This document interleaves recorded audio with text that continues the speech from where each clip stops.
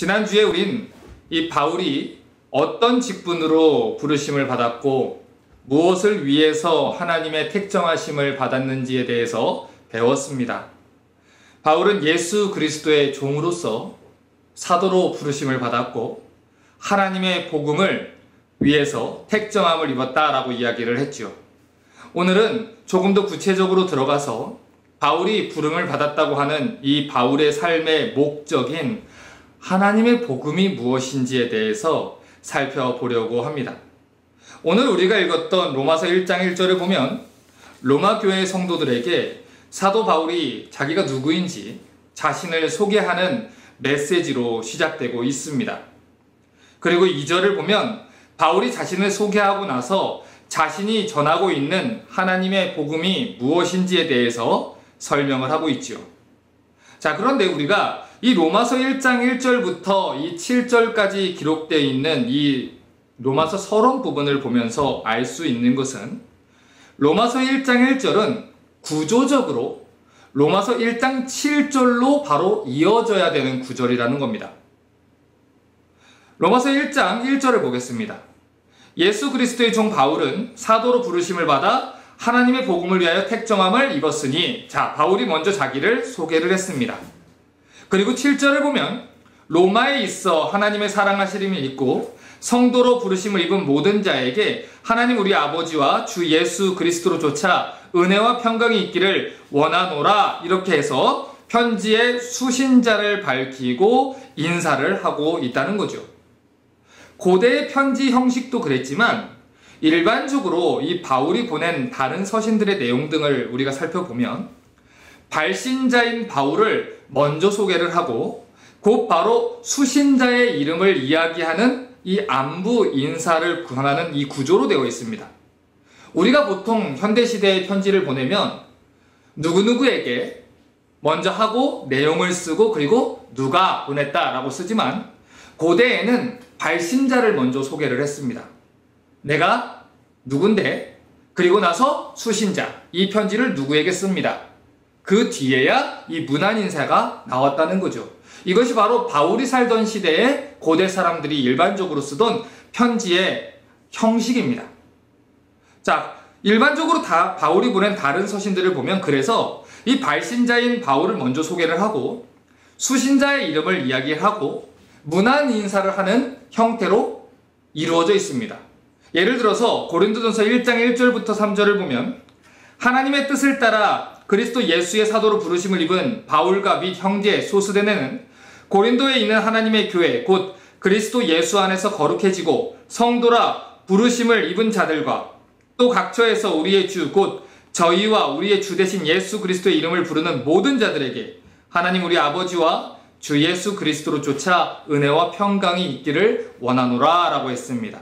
자, 지금 이 구절을 봐도 어떤 구조로 편지가 기록되어 있죠?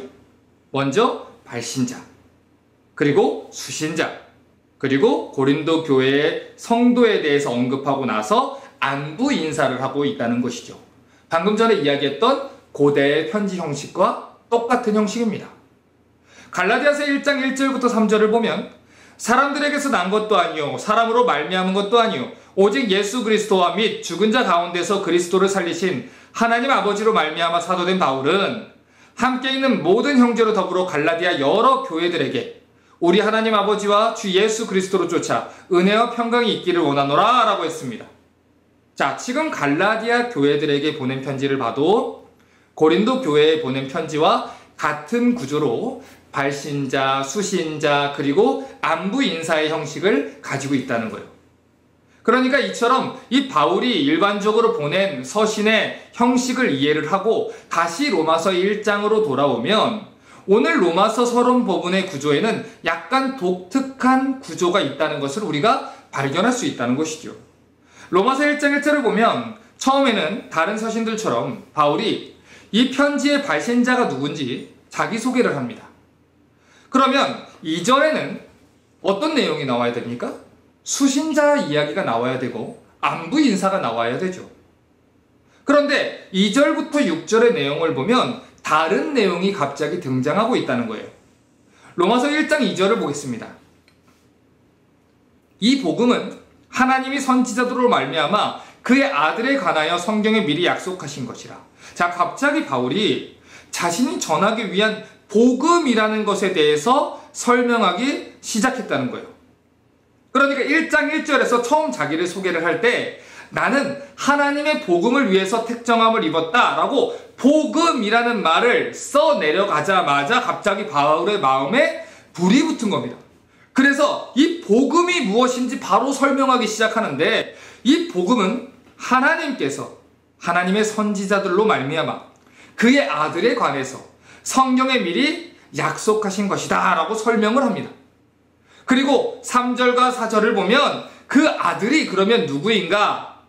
거기에 대해서 이렇게 설명을 해요. 이 아들로 말하면 육신으로는 다윗의 혈통에서 나셨고 성결의 영으로는 죽은 가운데서 부활하여 능력으로 하나님의 아들로 인정되셨으니 곧 우리 주 예수 그리스도시니라.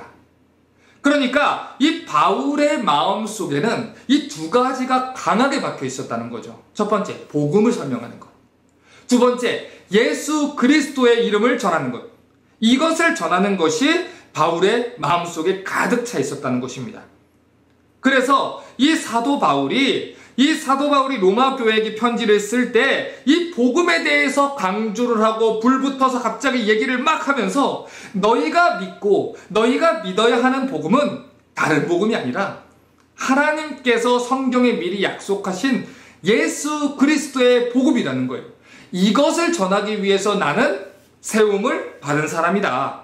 난 너희에게 복음을 전하려고 보냄을 받은 사람이다. 이렇게 갑자기 설명을 했던 것입니다. 그리고 나서야 1장 7절을 통해서 이제야 안부 인사를 전하게 되는 것이죠. 로마에 있어 하나님의 사랑하심을 입고 성도로 부르심을 입은 모든 자에게 하나님 우리 아버지와 주 예수 그리스도로 쫓아 은혜와 평강이 있기를 원하노라. 자, 그러니까 우리가 로마서의 서론 부분을 보면서 알 수 있는 사실은 다른 서신들과는 다르게 이 바울이 굉장히 무언가 흥분되어서 이야기를 하고 있다는 것입니다. 그러면 무엇이 바울을 이렇게 흥분되게 만들었습니까? 방금 전에 이야기했듯이 복음이라는 단어입니다. 나는 하나님의 복음을 위해서 택정함을 입었습니다. 복음이라는 말이 등장하는 순간부터 들뜨고 기쁜 마음을 가지고 복음부터 전하려고 했다는 거예요. 마치 인사하는 것조차 깜빡 잊어버린 사람처럼 바울은 복음 때문에 들떴고 복음 때문에 기뻐서 그 복음을 설명해주고 전해주려 했다는 거죠. 자, 그러면 도대체 왜 바울은 이 복음이라는 단어 앞에서 이렇게 흥분을 했던 걸까요? 그 이유를 로마서 1장 6절이 이렇게 이야기를 합니다. 내가 복음을 부끄러워하지 아니하노니 이 복음은 모든 믿는 자에게 구원을 주시는 하나님의 능력이 됩니다. 첫째는 유대인에게요, 또한 헬라인에게로다. 자, 이것이 바로 복음에 대해 바울이 가진 이해였기 때문이에요. 복음은 모든 믿는 자에게 구원을 주시는 하나님의 능력이 된다. 누구든지 이 복음을 믿으면 구원을 받는다. 그 복음은 능력이 있다. 왜냐하면 이 복음은 하나님의 복음이기 때문이다 라고 얘기를 했다는 거죠. 바울이 활동하던 그 당시에 이 복음이라는 것은 사람들에게 있어서 미련한 것으로 여겨졌습니다. 나사렛 출신의 목수였던 예수를 메시아로 광신했던 사람들이 메시아 사역에 실패한 예수를 여전히 추앙하고 따르는 이단에 불과한 것으로 취급받던 것이 그 당시 복음에 대한 이해였다고요. 물론 바울도 이전에는 그렇게 생각했어요. 하지만 자기가 구약 성경을 연구하고 다메섹에서부터 예수님을 만난 그 순간부터는 그 십자가의 복음이 하나님이 구원을 주시는 능력이 된다는 것을 깨달았다는 것입니다. 그렇기 때문에 바울은 이 복음을 로마 교회의 성도들에게 어서 빨리 나누어 주고 싶고 가르치고 싶어서 안달이 났던 거예요. 그래서 고린도전서 1장 18절을 보면 바울이 이렇게 이야기를 했던 것입니다. 십자가의 도가 멸망하는 자들에게는 미련한 것이요 구원을 얻는 우리에게는 하나님의 능력이라. 바울에게 있어서 십자가의 복음은 하나님의 구원의 능력이었어요. 비록 다른 사람들에게는 복음이 미련한 것이었습니다. 십자가의 복음만 전한다는 것은 꺼려지는 일이었어요. 그런데 바울에게는 십자가의 복음만이 하나님의 구원의 능력이 되었다는 거예요. 그래서 그 복음을 전하기 위해서 그의 평생을 달려갔던 것입니다. 고린도전서 1장 22절부터 24절에 보면 유대인은 표적을 구하고 헬라인은 지혜를 찾으나 우리는 십자가에 못 박힌 그리스도를 전하니 유대인에게는 거리끼는 것이요 이방인에게는 미련한 것이로되 오직 부르심을 입은 자들에게는 유대인이나 헬라인이나 그리스도는 하나님의 능력이요 하나님의 지혜니라 라고 얘기했습니다. 다른 사람들이 뭐라고 하든 간에, 다른 사람들이 어떻게 여기든 간에 그리스도의 십자가 복음은 하나님의 구원의 능력이고 하나님의 지혜라는 거예요. 이것이 바로 바울이 알고 있었던 복음이었고, 그렇기 때문에 바울은 기꺼이 십자가의 길을 걸었던 것입니다. 말의 지혜로 한 거 아니에요. 웅변술이나 사람들을 홀리는 화법을 가지고도 복음을 전한 것도 아닙니다. 이것저것 섞어서 사람들의 마음을 만지고 그 위에 복음을 덧칠한 것도 아니에요. 오히려 바울은 십자가에 못 박힌 그리스도만 전했다는 것입니다. 왜냐하면 십자가의 도가 복음이고 그 십자가의 복음은 우리를 구원하시는 하나님의 능력이기 때문이에요. 복음 그 자체에 하나님의 구원의 능력이 있기 때문에 이 복음만 전하려고 애썼다는 것이죠. 사람들의 마음을 얻기 위한 여러 가지 처세술이나 말의 지혜로 구원하는 것이 아니고, 한 사람의 영혼을 깨워서 구원을 얻게 하는 하나님의 능력은 오로지 하나님께서 그의 아들에 관해서 미리 약속하신 복음을 전할 때만, 복음을 들을 때만, 복음을 깨달을 때만, 복음을 통해서만 일어난다는 거예요. 그것이 성경이 말하는 복음이고, 그리스도의 교회는 그렇기 때문에 이 복음을 전하는 데만 힘써야 한다는 것입니다. 주일에 와서 설교를 듣습니다. 하나님의 말씀이라고 이야기한 설교를 듣습니다. 하나님의 말씀이라며 성경을 인용한 이야기들을 듣습니다. 그런데 바울이 활동했던 시대에도, 그리고 지금 우리가 살고 있는 이 시대에도 예배당에서 울려 퍼지고 있는 메시지들이, 성경 공부라고 진행되고 있는 모든 메시지들이 사실 모두가 다 생명을 살리는 복음의 메시지는 아니었다는 거예요. 그래서 성도들은 항상 주의하고 분별하는 귀를 가지고 있어야 한다는 것입니다. 골로새서 2장 8절을 보면 그 당시에 바울이 사역했던 그 당시에도 그런 거짓 메시지들이 많았기 때문에 이런 경계를 바울이 주고 있는 것을 볼 수 있습니다. 누가 철학과 헛된 속임수로 너희를 노략할까 주의하라. 이것이 사람의 유전과 세상의 초등 학문을 쫓으며 그리스도를 쫓음이 아니니라. 여러분, 설교라는 것은 말씀 설자에 가르칠 교자를 씁니다. 말 그대로 하나님의 말씀을 가르치는 사역이 설교입니다. 그래서 설교는 하나님의 말씀인 66권 성경을 있는 그대로 그 복음을 선포하는 사역입니다. 그리고 복음이란 건 하나님께서 이루셨고 이루고 계시고 하나님께서 궁극적으로 이루실 그 구원의 일에 대해서 선포하는 일입니다.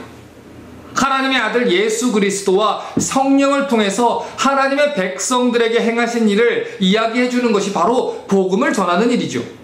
그런데 바울이 활동하던 당시에도, 그리고 지금 우리가 살고 있는 시대에도 설교라는 이름으로 메시지가 전달되고 있고 하나님의 말씀이라는 이름 아래에서 메시지가 전달되고 있긴 하지만 사실 그 속을 들여다보면 세상 철학과 헛된 속임수로 성도들을 속이고 있는 경우들이 많다는 것입니다.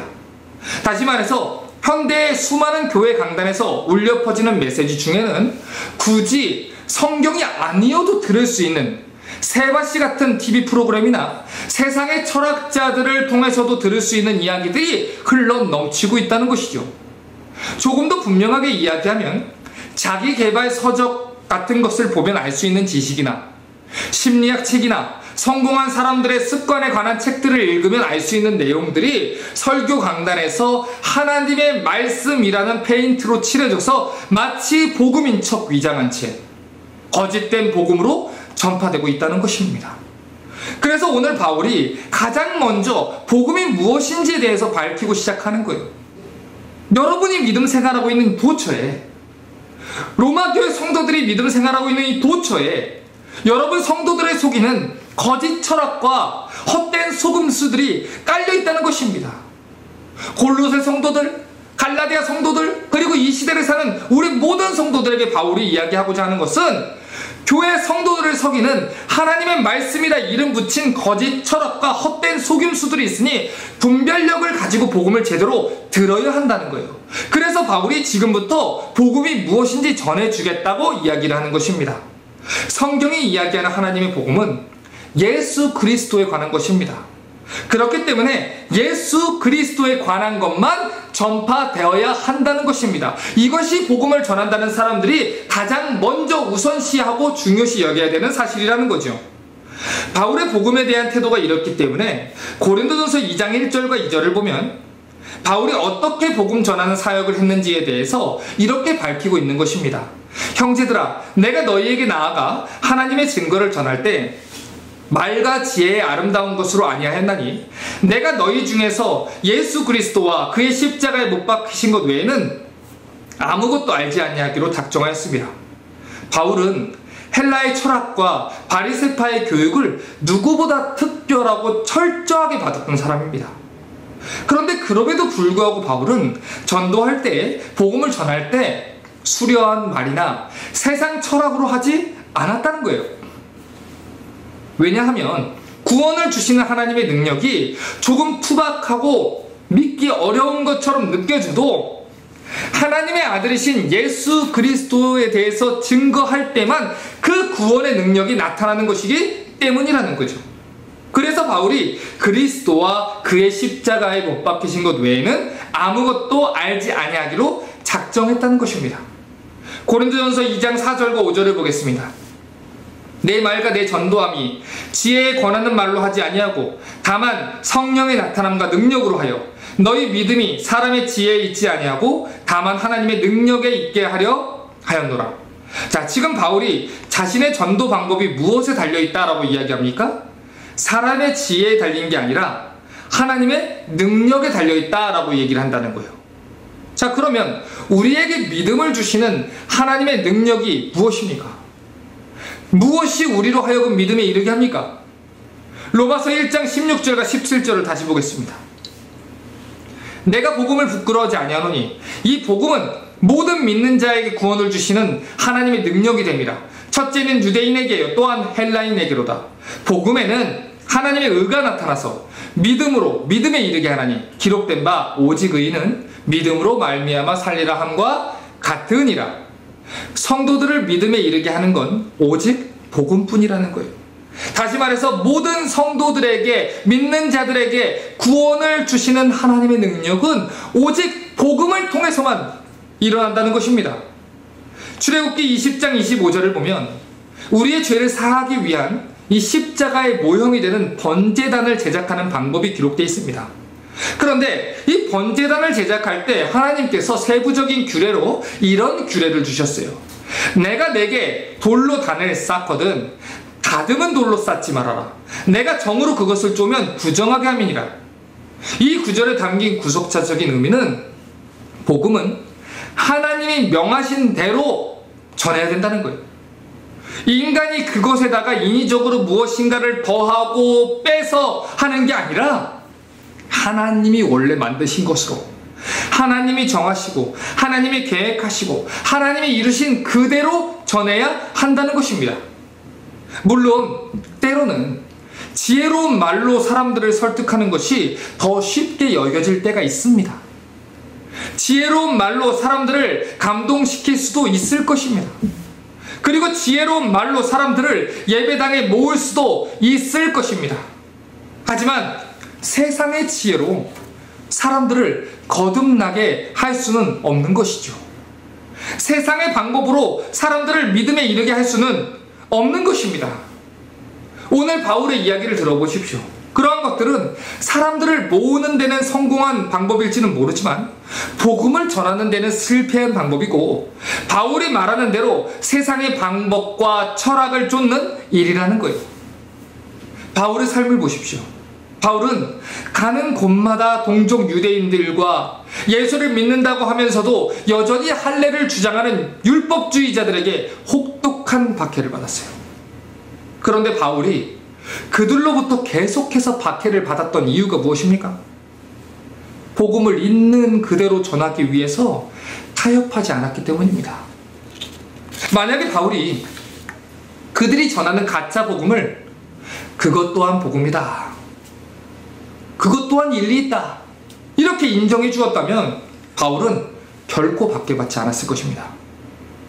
만약에 바울이 그들이 전하는 이 거짓 복음에 대해서 그럴 수도 있다 라고 용인해 주었다면, 그렇게 관용 있는 자세로 그들을 대했다면 바울은 결코 그들에게 내쳐지지 않았을 것입니다.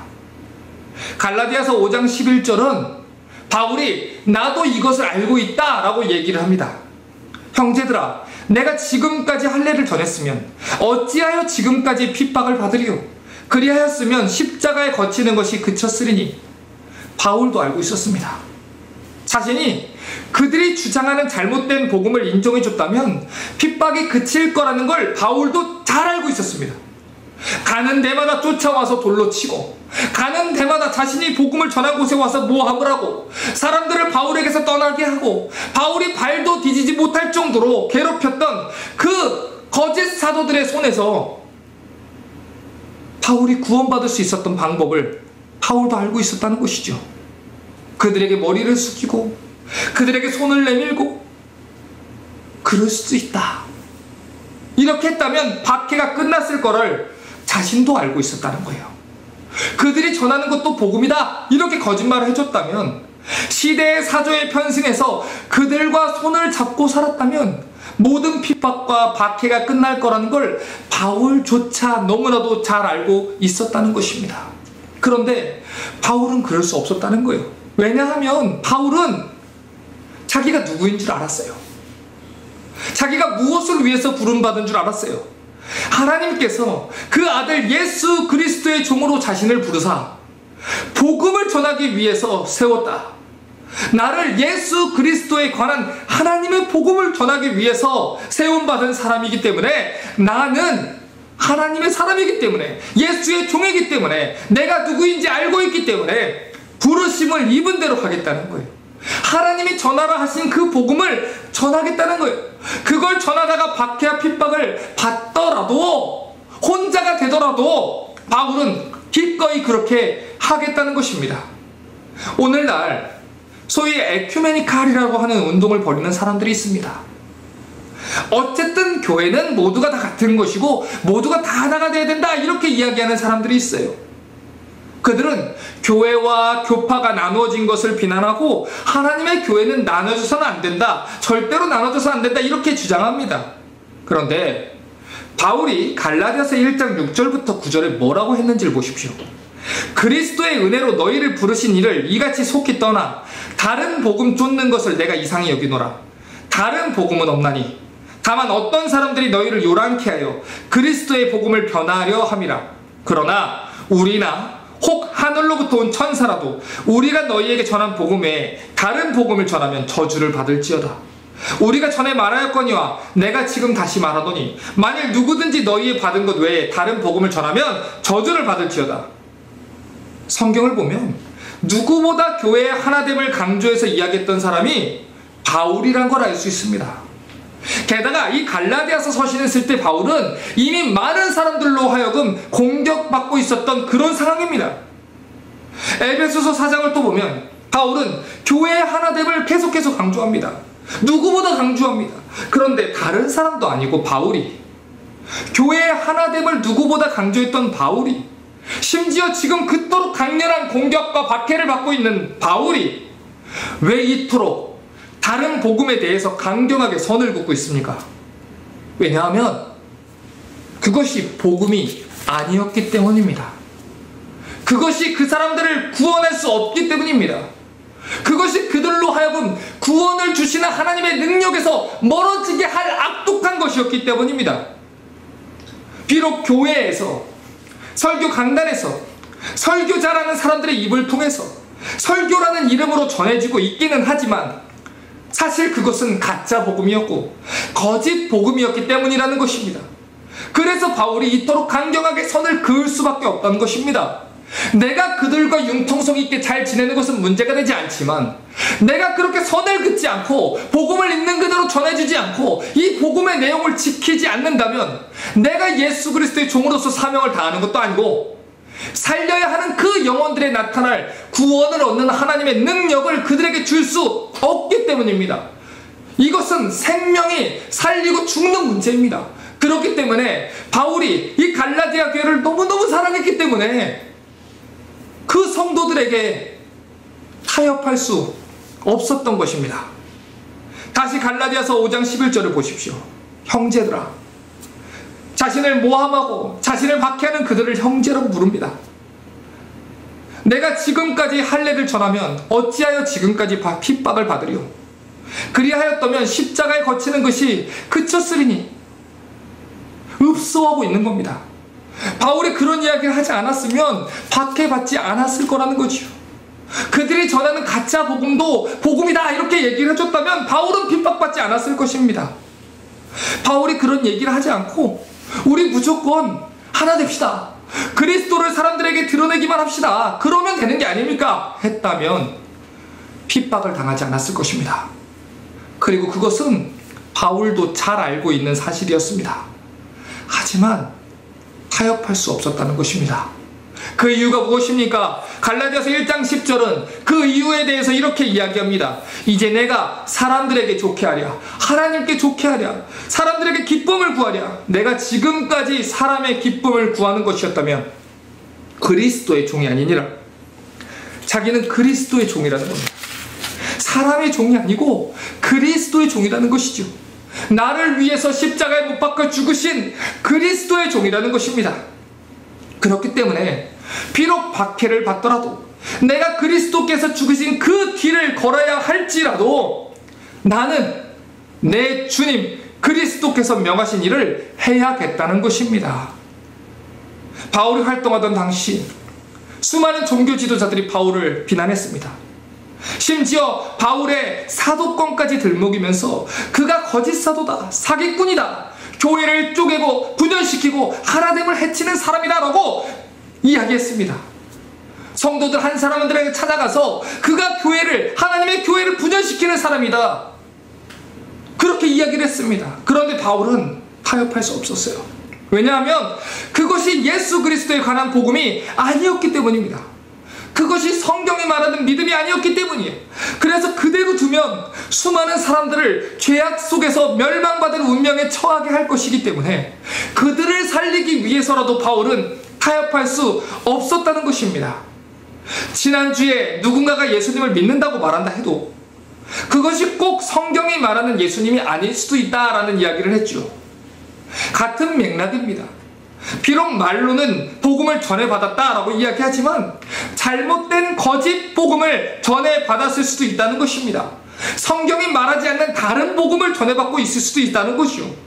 그래서 성도들은 내가 원하는 대로 믿고 내가 원하는 대로 만들어낸 예수님을 믿고 있는 비극을 경험하고 있을 수도 있다는 것입니다. 그래서 바울은 우리가 믿어야 하는 예수가 누구인지, 그리고 우리가 들어야 하는 진짜 복음이 무엇인지에 대해서 오늘 가장 먼저 증언을 하는 것입니다. 다시 로마서 1장 2절을 보겠습니다. 이 복음은 하나님이 선지자들로 말미암아 그의 아들에 관해서 성경에 미리 약속하신 것이다 했습니다.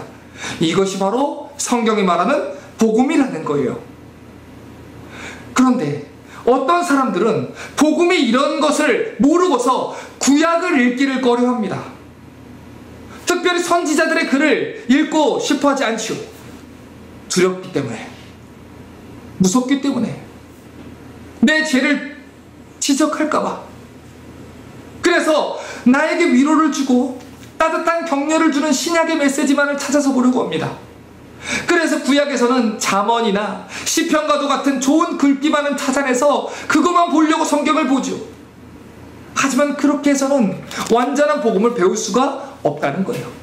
왜냐하면 만약에 지금 바울이 이야기한 것처럼 복음이 하나님께서 그의 선지자들로 말미암아 그의 아들에 관하여 미리 약속하신 거다라고 한다면, 미리 약속하신 그 구약의 메시지, 하나님이 선지자들을 통해서 주신 그 메시지들, 어렵고 불편하더라도 우리는 그 메시지들을 모두 배워야만 한다는 것입니다. 그리고 이 복음이 구원을 주시는 하나님의 능력이 된다고 한다면, 교회는 그것이 미련하게 느껴질지라도, 그것이 꺼리낌을 주더라도 선지자들의 글 또한 성도들에게 가르쳐 주어야 한다는 것입니다. 왜냐하면 그 선지자들의 글이 예수 그리스도를 가리키고 있고 복음이 그의 아들이신 예수 그리스도에 관한 것이기 때문입니다. 복음은 하나님께서 구약을 통해서 그분의 아들에 관해 약속하신 내용입니다. 그렇기 때문에 우리는 신약 27권뿐만 아니고 구약 39권에 기록되어 있는 하나님이 약속하신 이 그리스도에 대한 내용을 들을 때 우리가 복음을 온전히 알 수 있는 것입니다. 또한 복음은 세상 철학이나 설교자의 지혜를 배우는 것이 아닙니다. 복음은 하나님의 아들에 관한 것입니다. 그렇기 때문에 성도들은 교회에 와서 하나님의 아들에 관한 하나님의 복음을 들을 수 있어야 한다는 것이죠. 자, 그러면 이제 복음이 무엇인지에 대해서 정리를 한번 해보죠. 다시 로마서 1장 2절을 보겠습니다. 이 복음은 하나님이 선지자들로 말미암아 그의 아들에 관하여 성경에 미리 약속하신 것이라. 자, 지금 2절에서 하나님이 라고 한 구절에 여러분 하이라이트를 치셔야 되는 구절입니다. 굉장히 중요한 표현이에요. 지금 바울이 이 복음의 주체가 되는 분이 누구라 합니까? 하나님이라는 거예요. 복음을 계획하시고 이루시고 성취하신 분은 하나님이라는 거예요. 그래서 로마서 1장 1절에서도 복음을 설명할 때에 이 복음을 가리켜서 하나님의 복음이라고 설명했던 것이죠. 그러면 복음의 내용은 무엇입니까? 복음의 주체가 하나님이었다면 복음의 내용은 그의 아들에 관한 것입니다. 그렇기 때문에 우리가 복음을 전한다는 것은 예수를 전하는 것이고 예수에 관한 것을 전하는 것을 이야기하는 것입니다. 성경에 어디를 찔러도 예수를 전해야 되는 것이고 예수의 이름이 전해져야 하는 것입니다. 설교를 듣고 성경 공부를 하고 그리고 나서 예배당에서 나올 때, 집으로 갈 때 우리의 이 마음에 남아야 하는 것은 오로지 예수 그리스도에 관한 것이어야만 한다는 것입니다. 오늘 설교 재밌었다, 오늘 설교 감동적이었다, 오늘 찬양이 너무 좋았다가 아니라 예수 그리스도에 대해서 성경이 무엇이라고 얘기했는지 그 예수 그리스도의 복음을 붙잡고 오늘 예배당을 빠져나와야 한다는 것입니다. 또 한 가지 우리가 주목해서 봐야 하는 건 이 복음은 즉흥적이거나 임기응변식으로 주어진 게 아니라는 겁니다. 이 복음은 하나님께서 성경에 미리 약속하신 거다라고 합니다. 자, 그러면 이 하나님의 약속을 전달해 준 사람들은 누굽니까? 로마서 1장 2절에 선지자들로 말미암아 약속하셨다 합니다. 이 복음은 다른 곳이 아니라 성경에 미리 약속하신 거라고 합니다. 그렇기 때문에 성경을 통하지 않고서는 예수를 알 수 없는 겁니다. 성경을 통하지 않고서는 하나님의 복음을 바로 알 수 없는 것입니다. 신비주의 묵상운동에 빠져서 명상으로 예수님을 알 수 있는 게 아닙니다. 성경을 통해서 예수님을 알아가는 것입니다. 그래서 우리는 오직 성경으로 돌아가야만 하는 것입니다. 성경을 통하지 않고서는 예수를 알 수 없습니다. 예수를 통하지 않고서는 믿음을 가질 수 없습니다. 하나님이 주신 복음이 아니고서는 구원을 얻는 능력이 없습니다. 하나님께서 은혜로 남겨주신 이 복음, 예수에 관한 복음, 하나님이 준비하신 복음, 그의 선지자들로 예비하신 그 복음을 통하지 않고서는 하나님께 가까이 갈 수도 없고 하나님께 영광을 돌릴 수도 없고 하나님 안에서 성장할 수도 없습니다. 그렇기 때문에 교회는, 성도의 최종 목표는 오로지 그의 아들에 관한, 예수에 관한 복음만 전하고 복음만 배우는 것이 되어야 하는 것입니다. 이제 설교를 마무리하려고 합니다. 누가복음 24장을 보면 부활하신 예수님께서 엠마오로 내려가던 이 두 제자를 만나 자기를 드러내시는 장면이 나옵니다. 그런데 그들의 마음이 어느 순간 뜨거워지고 자기들에게 말씀하시는 분이 예수 그리스도라는 것을 깨닫게 된 이유를 성경은 이렇게 얘기합니다. 누가복음 24장 27절입니다. 이에 모세와 및 모든 선지자의 글로 시작하여 모든 성경에 쓴 바 자기에 관한 것을 자세히 설명하시니라. 자, 예수님께서는 성경에 쓴 바 자기에 관한 것을 자세히 설명해 주셨다고 이야기를 합니다. 자, 이 표현이 방금 전에 우리가 읽었던 로마서 1장 2절에 고스란히 있는 표현입니다. 그의 아들에 관하여 성경에 미리 약속하신 것. 지금 그 이야기를 하는 것입니다. 그때 그들의 마음속에 믿음이 발생하게 된 것이고 부활하신 예수 그리스도를 온전히 깨닫게 된 것입니다. 이것이 바로 말씀을 깨달았던 것이고 은혜를 입었다는 것입니다. 고린도전서 15장 1절부터 4절을 보면 바울이 전하는 복음이 무엇인지에 대해서 이렇게 얘기합니다. 형제들아, 내가 너희에게 전한 복음을 너희로 알게 하노니 이는 너희가 받은 것이요 또 그 가운데 선 것이라. 너희가 만일 나의 전한 그 말을 굳게 지키고 헛되이 믿지 아니하였으면 이로 말미암아 구원을 얻으리라. 내가 받은 것을 먼저 너희에게 전하였노니 이는 성경대로 그리스도께서 우리 죄를 위하여 죽으시고 장사 지난 바 되었다가 성경대로 사흘 만에 다시 살아났다. 복음이 무엇입니까? 하나님의 아들에 관한 것입니다. 그리스도께서 우리 죄를 위하여 죽으시고 장사 지낸 바 됐다가 성경대로 사흘 만에 다시 살아나셨다. 이것을 믿을 때 구원이 임하는 것입니다. 이것이 복음의 내용이고 우리가 전해야 하는 복음이란 무엇인가? 라는 질문에 답변인 것입니다. 이 복음은 사람들의 지혜나 철학이 아닙니다. 하나님께서 성경에 미리 약속하신 것입니다. 그리고 그 복음은 모든 믿는 자에게 구원을 주시는 하나님의 능력이 되는 것입니다. 그러므로 교회가 복음으로 돌아가야 된다라는 말은 성경으로 돌아가야 된다라는 말과 같은 말입니다. 복음이 구원을 주시는 하나님의 능력이 된다는 말은 교회가 다른 세상적인 철학과 지혜나 방법론이 아니라 하나님의 구원이 되시는 그 능력이 되는 복음만, 성경만 전해야 된다는 말입니다. 그러므로 성경을 사모하시길 바랍니다. 복음이 무엇인지 배우려는 열정을 가지셔야 됩니다. 하나님 말씀을 한 권, 한 권, 한 절, 한 절, 한 단어, 한 단어를 곱씹으면서 이것이 어떤 의미입니까? 그 내용을 곱씹으면서 그 안에 기록된 하나님의 구원의 신비를, 복음의 능력을 맛보셔야 하는 것입니다. 베드로전서 2장 2절은 이렇게 말합니다.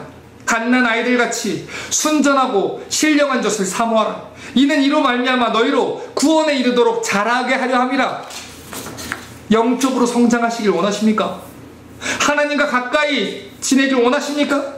그렇다면 하나님의 말씀을 사모하시고 말씀에 순전하고 신령한 젖을 사모하셔야 합니다. 교회를 오래 다닌다고 성장하는 게 아닙니다. 교회 일을 많이 한다고 성장하고 자라는 게 아닙니다.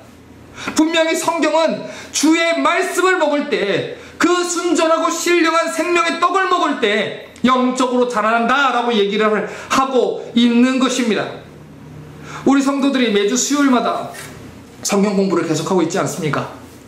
우리 아침반 같은 경우는 이 직장인들이라 시간에 제약이 있지만 이 오후반 같은 경우는 직장인들이 직장을 끝내고 나서 들어오는 클래스라 7시 반에 시작된 클래스가 밤 10시 반까지 진행되는 경우가 많습니다. 이번 주도 10시 반까지 계속해서 질문을 하고 성경에 대해서 배워가는데 한 성도가 그렇게 얘기를 해요. 목사님, 너무 늦게까지 힘들게 해서 죄송한데요. 괜찮아요. 그렇게 해야 되는 거죠. 그것이 옳은 것입니다. 저는 그것을 위해서 있는 사람이죠. 성도는 하나님이 궁금해야 돼요. 성도는 하나님이 알고 싶어야 돼요. 성도는 하나님의 말씀에 대해서 배우고 싶고 복음이 알고 싶고 성경이 배우고 싶어야 하는 거예요.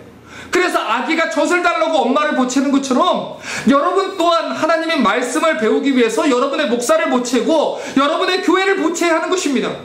목사님, 성경 가르쳐주세요. 하나라도 더 배우고 싶어요. 한 자라도 더 말씀을 알아보고 싶어요. 그렇게 여러분 가운데 말씀에 대한 열정이 가득 차서 매일매일 말씀을 사모하는 그런 성도가 되기를 누구보다 바라는 분은 하나님이라는 것입니다. 갓난 아이들같이 순전하고 신령한 젖을 사모하십시오. 말씀을 사모하십시오. 그 가운데서 하나님 뭐라고 얘기하는지 그 복음의 말씀을 사모하십시오. 그렇게 함으로 시편 119편 103절이 고백한 것처럼 주의 말씀의 맛이 내가 어찌 그리 단지요 내 입의 꿀보다 더 나이다. 이 고백이 여러분의 고백이 되실 수 있기를 바랍니다. 그 고백이 되는 은혜를 누릴 수 있는 우리 리스타 철치의 모든 성도들 되시기를 주님의 이름으로 축복합니다.